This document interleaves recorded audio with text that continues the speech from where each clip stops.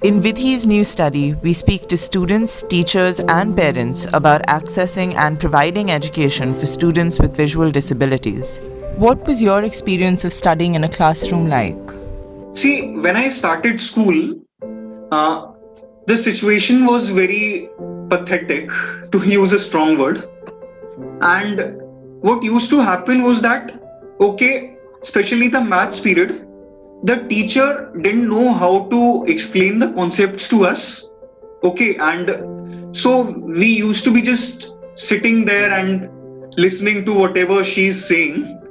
And I hope you will understand that, like, when we were not able to understand the issue, we were not able to understand the concepts. It sounded almost like alien, okay, and like, especially when they taught geometry or whatever, it used to be very difficult for us to understand. In fact, to tell you, I want to narrate a story, if you allow me. Sure. Yeah. See, to tell you the extent of my difficulties with maths, what used to happen was that in the DAV where I studied, the teachers were not trained to explain the concepts. Okay, so I used to lag behind, and my father is in defense, so he was transferred out.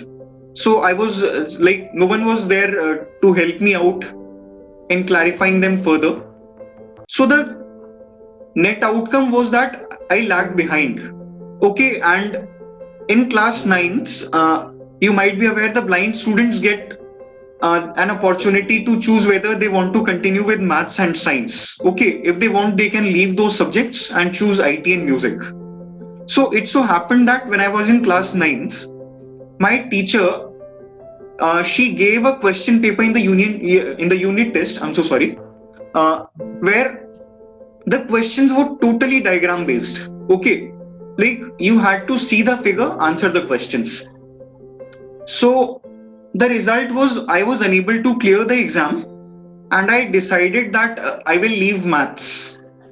So somehow I just changed my decision, but ultimately I had to leave it in class 11th. This thing actually happened with me, like when actually I was really fond of mathematics and like some things like maybe till grade third I would say, but then I actually had some love for geometry. But so actually what happens is that we all are aware, like like if we have actually studied psychology, so like we all have these three abilities, right? Visual ability, auditory, and kinesthetic one. So although we're not seeing, but then we have that interest for our spatial abilities, and when our spatial abilities are high, then we actually like to perceive figures and geometries.